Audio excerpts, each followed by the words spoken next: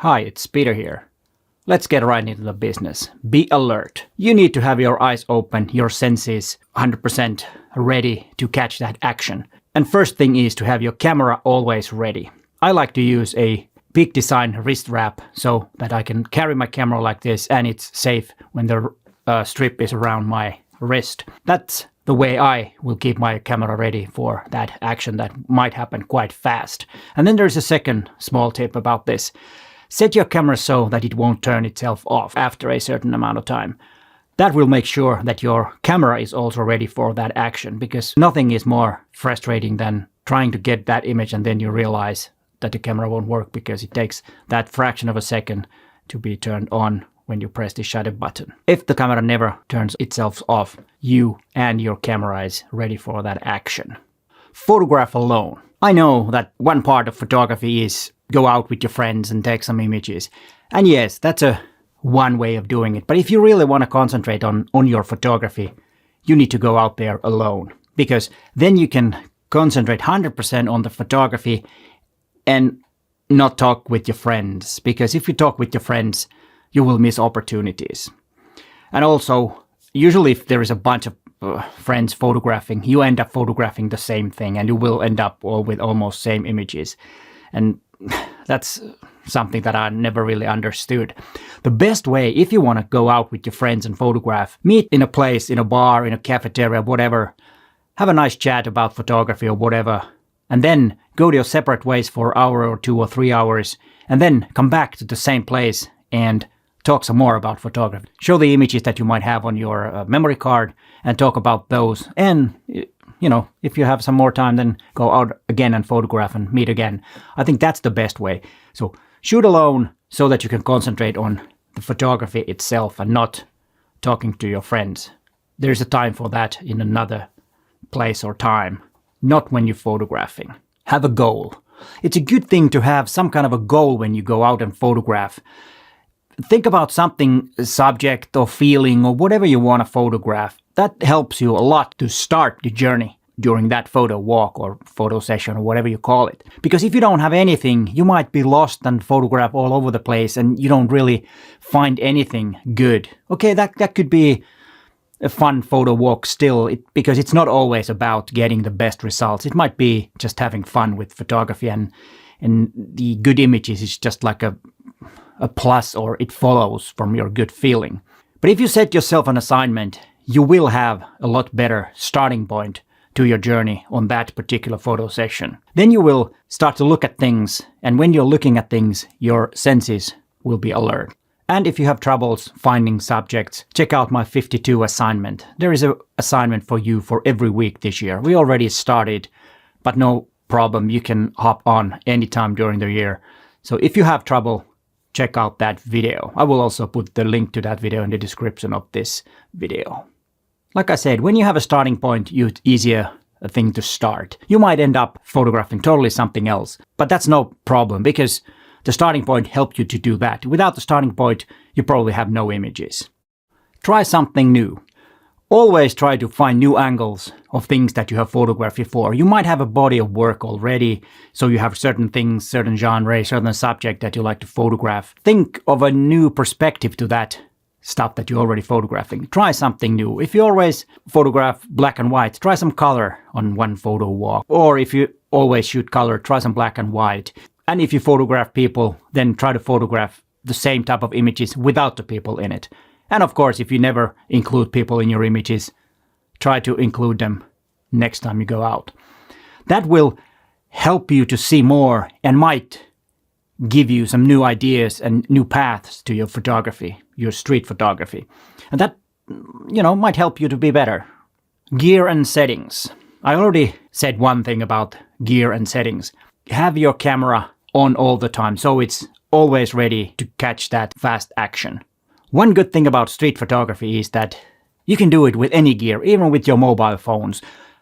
The biggest thing is that you understand the limitations of your gear. So you know your gear, what you can do with it, what you can do with your lens that you use, and all that. If you have a shorter lens, don't look for things that are further away that need to telephoto lens. And if you have a longer lens, don't look at those wide shots.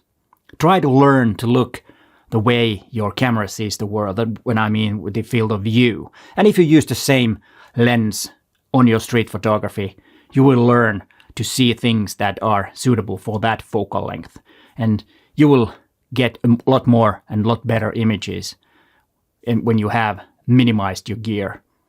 Don't have all your lenses on your street photography adventures. You will spend more time thinking about the focal length and switching lenses, and you will miss a lot. Have a lens or two and you will be all good to go. And then there are a few settings. It doesn't really matter what exposure mode you use. I usually use aperture priority because that's the way I'm used to using. I want to control the depth of field. And remember, you don't always have to shoot wide open. Many classical street photographers used f8, f5.6. The reason is that then you don't really need to focus at all. If you have a wide angle lens and you set the focus distance around 4 meters, f8, you will have everything in sharp from a couple of meters all the way to infinity. That makes your photography a lot faster. So learning manual focus is also a good thing because that might be sometimes a lot faster than autofocus. It depends on, of course, on your camera. What I have done is I've used focus limiter so that my camera will focus only to 5 meters or 4.7 or something like that. And then I said f5.6 and I will have sharpness from about 3 meters all the way to infinity. That makes it a lot faster. And it depends on your camera if you can set that focus limiter. In the cameras that I use, it is possible. My favorite focal length for street photography is 20 millimeters on a micro four thirds body, which means roughly a 40 millimeter field of view if you compare it to full frame cameras. And I think that's the perfect focal length for me. What are your thoughts? Do you like a longer lens or a shorter lens? So wider field of view or narrower field of view than a 20 millimeter can give you? Please let us know in the comments down below. It was interesting to hear your thoughts about that. Image quality is not everything. There are times that we need really sharp and high quality images. But on street photography, there are a lot of good street photographers that, has gone all over the place with the image quality. And when we talk about image quality in street photography, we're not talking about sharpness and, pixel peeping and stuff like that. We're talking about the story. We're talking about the feeling that image gives you. So image quality can also mean that. And in street photography, I think it does. It depends, of course, on your style. You might want to have that really sharp and crispy look, or you might want to have more of a motion blur look and maybe some camera shake. It all depends on your style and your feeling and what you want to tell with your image. So remember that you don't need to have the sharpest lenses, the sharpest cameras. I don't know if you can say that, but you know what I mean. The image quality is not the biggest issue when we talk about technical quality of the photograph. We're talking about the technical and not the technical. We're talking about the image quality when it comes to story, feeling, composition, and all that. That's a lot more important in street photography than pin-sharp images. And before we get into the last tip, after that I will have an extra tip, like I'm in most of my tip videos have. Do not be afraid to fail. The fear of failing is most likely the biggest obstacle in your photography. You're afraid to press that shutter button because you think that the image is not good enough. You need to fail in order to see what images are good. If there is no failure, there is no success. If everything is between there's no progress in your photography. So do not be afraid to fail. And also you have to start learning when you fail and when you succeed. And that's one key thing in your images, because the hardest part in photography is to choose the right ones. And that's really a tough job to do alone. So sometimes you might want to show your images to others. And like I had in the tip where I told you to photograph alone, but meet your friends afterwards or before and talk about photography and show your images to each other. Or you might learn something new when someone else is looking at your images and giving feedback. That's the way to learn. And also don't be afraid to fail, because if you are afraid to fail, you won't succeed. So bad images are good for you. And then the extra tip, have a portfolio with you. It can be an online portfolio, it can be a printed one. I prefer a printed one, a small booklet of your images. I used to have that type of portfolio with me when I was photographing street and when I was doing the strangers' portraits on streets. Because then you can show that you are really a photographer and has done this before. And if you don't have that portfolio yet, start building it up and make a small portfolio to have in your camera bag. I prefer that because it's the online one is okay, nice, but I don't want to give my phone to someone to check those photographs. A small portfolio is a lot better, and that way you will have your credibility higher, and people will give the chance to take that photograph.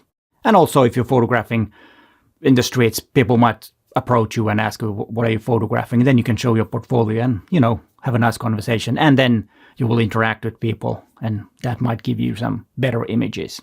Make a portfolio if you don't have one yet and make a small booklet out of them and keep it with you at all times.